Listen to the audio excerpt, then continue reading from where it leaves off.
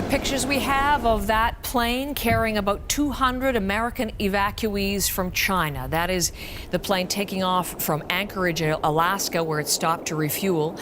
All of the passengers have been tested for coronavirus several times. Nobody reporting any symptoms. It will land in about 3 hours' time in California to be tested again, those passengers. These are consular officials and their families and some other Americans who will be able to get on board.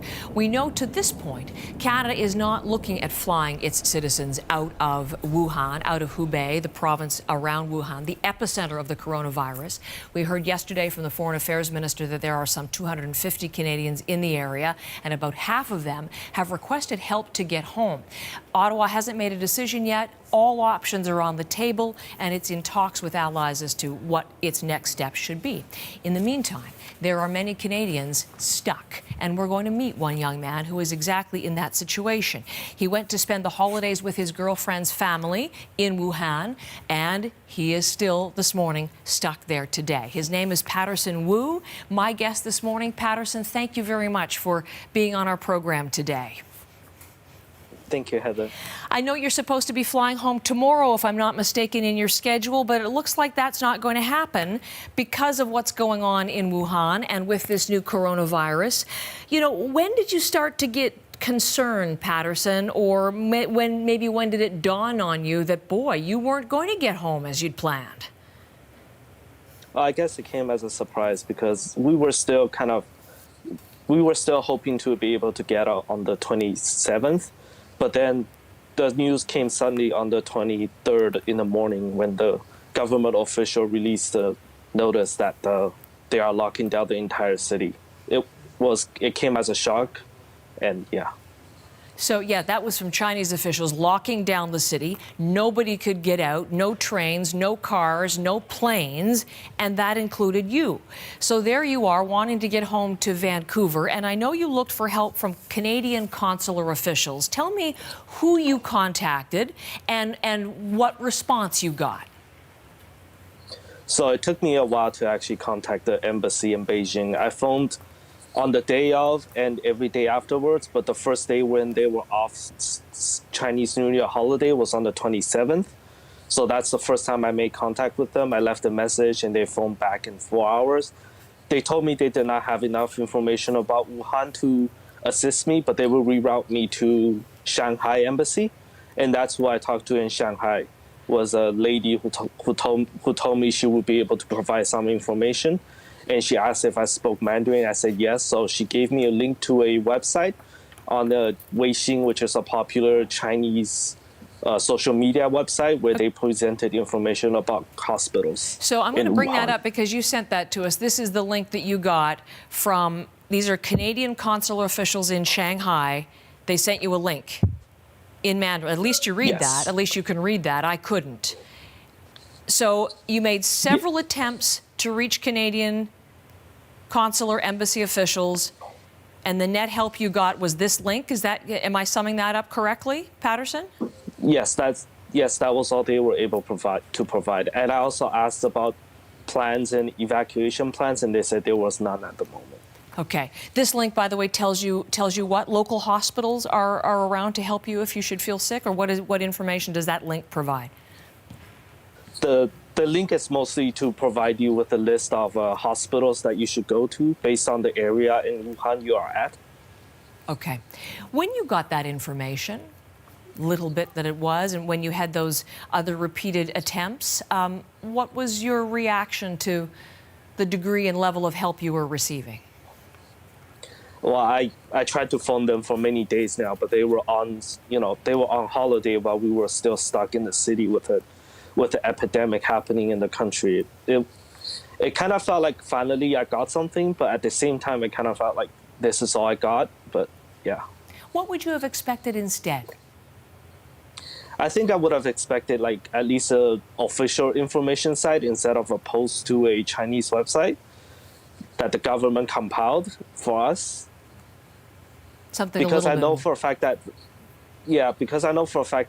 in Wuhan and anywhere in China, when you go to a hospital, you scan their personal ID cards in order to receive treatment. and they did not provide any information as to if I need that card or what should I do if I don't have the card, and then they requested. None was given about that. So is it fair to say that you didn't get the level of help that you thought you should have in this circumstance for you in Wuhan? Yeah, by the 27th, the number of patients with the disease was over 1,000. I think there should have been more support. The minister said yesterday, as he talked about helping Canadians, because there are about 250 people like you registered in the Wuhan area, and about half of them would like to come home on some form of flight. All options are being considered, but not at this point looking at flying Canadians out. What do you think the Canadian government should do for you and other Canadians in this situation? I think even if they are not able to fly us out, I think one other country was providing bus services to drive us out of Wuhan to another city for quarantine. I think something like that would also be served better than what's happening now. Okay, so you'd be willing to go into quarantine for a period of time before coming home, if that would be required?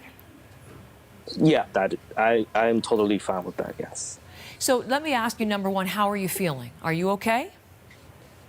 Right now, I'm feeling slightly more positive. The news coming out of the Chinese government and Chinese news outlets are becoming more and more positive, and so are Western media. So I'm trying to stay positive right now. And your health, everything okay? Yeah, everything. I'm perfectly fine. I don't show any symptoms. I've never had a fever while I'm here.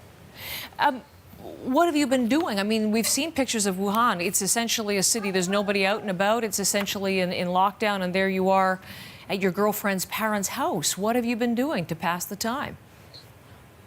Well, since we're all locked in here for roughly around 2 weeks now, we've just been, I bought VPN, going through YouTube, going through news outlets, watching TV. It's as much stuff as we can to pass the time while being confined inside the house.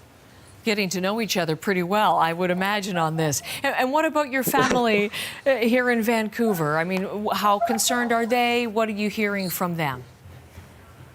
They are still very, very concerned about it. The information they're getting is very delayed. It's not always up to date, and it's not all the information. So they keep asking me for updates and see if there's any information I could give them to show that when I will be able to leave. But as of right now, I'm not able to provide that.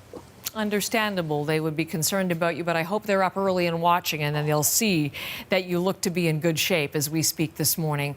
You know, to conclude, Patterson, I'm just wondering if there's some sort of a message you'd like to deliver to anyone in a position of making decisions to help you and the other Canadians who are stuck like you. What would you like people here in Ottawa to know and to do?